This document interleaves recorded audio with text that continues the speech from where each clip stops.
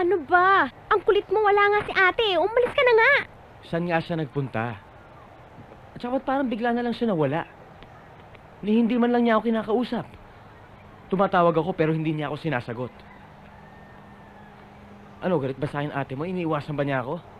Tanungin mo yung daddy mo para malaman mo. O sige, I'll send the proposal to you right away. Hey, I'm glad to be doing business with you, amigo. Bye.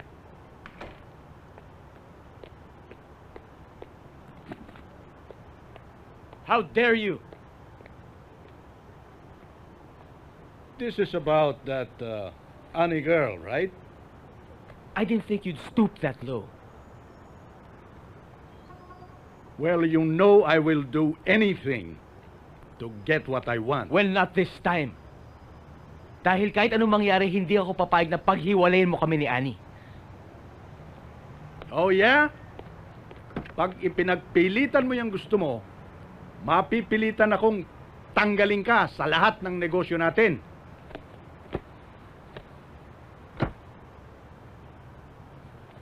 Now, let's see you fight. The Gonzaga businesses o yung Annie na yan?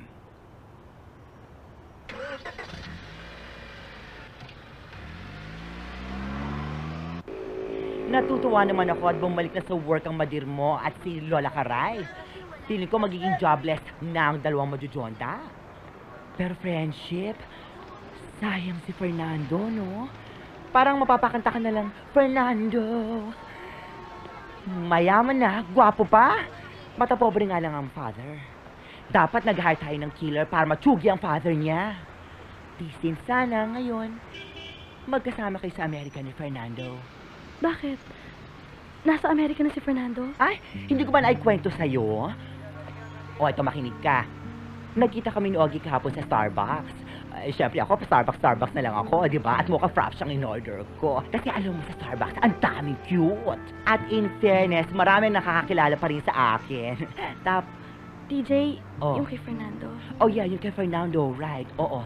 Yun nga ang sabi ni Ogie, pumunta na siya ng Amerika kasi doon na siya magbe-base. Kasi asikasuin daw niya yung negosyo nila doon. Itong si Fernando, parang uris-uris, di ba? Tingnan mo, ang akala ko noong una paglalabang ka, hindi pala. Parang telenovela yan eh. Kahit Purita Jones ang girl lalo, di ba? Ipaglalaban sa mayamang angkan, pero pinaglaban ba? No! Halika nga dito. Alam mo, wag mo na masyadong isipin yung poknat na Fernando na yan. Isipin mo na parang wala siyang... Ayan, oo. Sagutin mo na lang si Jasper. Total, binibigay ko naman siya ng buong buo. Ano? Sabi ko pakasalan tayo. Di ba sabi ko naman sa'yo kapag niloko ko ng mokong na Fernando na yan, sasagasaan ko siya.